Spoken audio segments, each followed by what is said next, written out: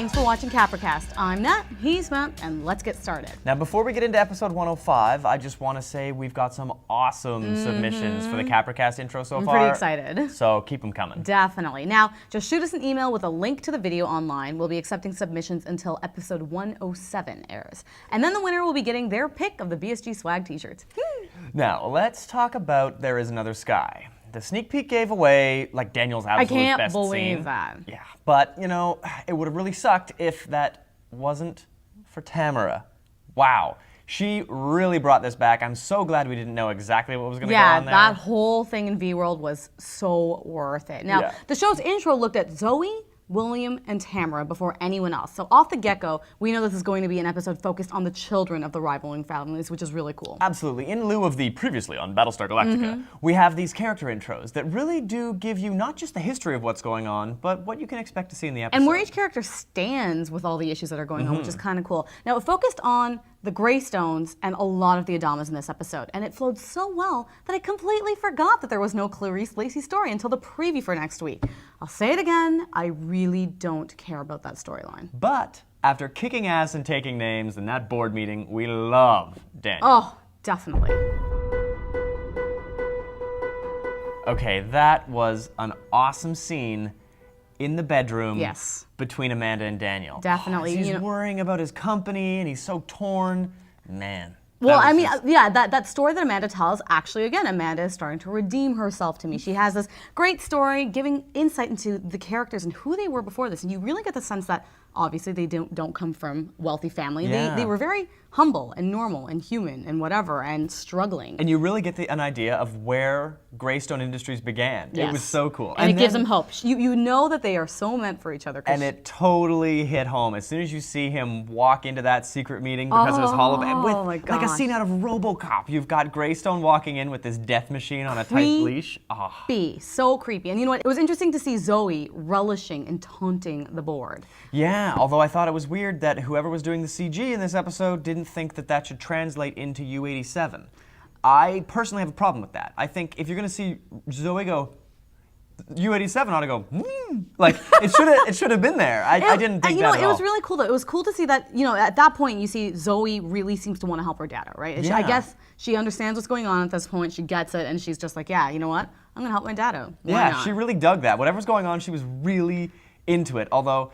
I mean, Daniel was very compelling about the whole argument. It was an excellent speech, although the fact that in the same breath as saying we are creating a race to walk beside us, he calls it a tireless worker with no rights. Yeah, as soon as that speech took that turn, I just thought, holy crap, and this is where it all goes down. The beginnings of the revolution of the Cylons. I mean... When you ask a race walking beside you to rip its own arm off, that's the first inhuman thing Zoe has done. Yeah, I couldn't believe that. I mean, she was so eager to help him, and then that hesitation there, like, it's the human element, right? Like, this brings light to Centurions for, like, the BSG episodes that we see in the future. When this war happens, it will be a war between humans and humans. It's just a question of whether you're an ugly sack of mostly water or an ugly sack of mostly metal. It'll really just come down to that. Oh my gosh, that scene to me was pivotal. It was amazing to see. Curious decision to not go back to Zoe and once the arm's been ripped off, though.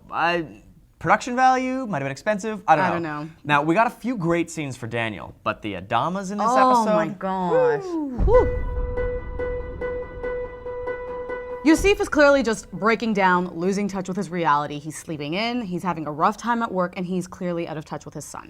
Yeah, and Billy is seeming more attached to his uncle, kind of like we figured. Yeah. And he even looked to Sam before obeying his own father. That was savage. That's rough. What a kick in the nuts. Yeah, exactly. And in this episode, we definitely got to see a lot more, which I'm excited about, of the Tauron culture. I mean, especially with the funeral rites. And we got to see a tattoo rite, which is interesting because we see Yusuf get tattooed, he gets closure, but we don't see Billy. Because as far as I can tell, I don't remember seeing any Tauron anything on Admiral Adama. No, not at all. So it's curious, did he get them and have them removed? Did we not show them because of continuity? Who Gotta knows? wonder. Now, just as he's getting his closure, Joseph finds out that Tamara is alive-ish. Oh my gosh, that was insane. And that Tamara doesn't de-res, she heals up, she can change pure code with a thought. She's basically Neo in V-World and in... New Cap City. I just hate the name. I hate the name New Cap City. There's a New Caprica already.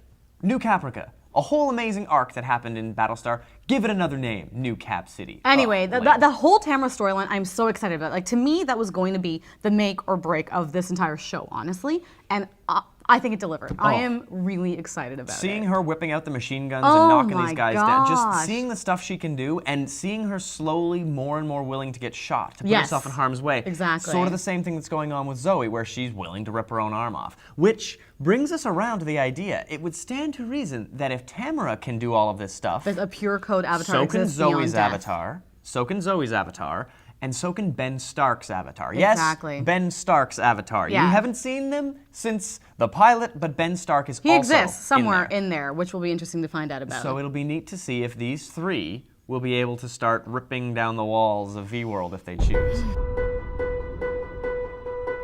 Next week, Know Thy Enemy. Oh, man. It looks like Daniel and Joseph's plot to steal the chip in the pilot comes back to haunt them both because Vergis is out for revenge.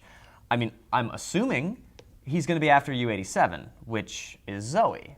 Now, So what happens when he gets that chip, if he gets that chip? But at the same I think time, he gets that chip. I think Sister Clarice is also on the trail of Zoe's avatar Ah! in-game. So Zoe's damned either way. She's getting hunted by Vergis and by Clarice. In It'll be- real life and in the virtual world. Yeah, so that'll be wild. And judging by that image on sci-fi.com, I'm guessing Lacey hangs out with Keon and his bikes. Again. Wonderful. Yeah. I'm so happy for them. But I've got to say, the highlight, as far as casting goes, is James Marsders. For like 3 frames in this preview, you see James Marsders. He's in it. When I first read the casting news on that, I was excited. Clearly I mean, he's geeking out about it. He's so happy. Spike is wicked. No matter how old that dude gets, he is always cool. So I can't wait to see what James Marsders brings to the table next week. I just can't wait to see more of Tamara, and I hope she makes an appearance in next week, or else I'm just going to be bummed. If it's all Lacey and Clarice, that'll be disappointing. Wah, wah. All right, so next week, we're excited. It's the second last week to get some stuff in Yes, for our please intros. send more, because Toss what them we are in. seeing so far is pretty sweet. Yeah, absolutely. We love what we've seen so far. See you next week.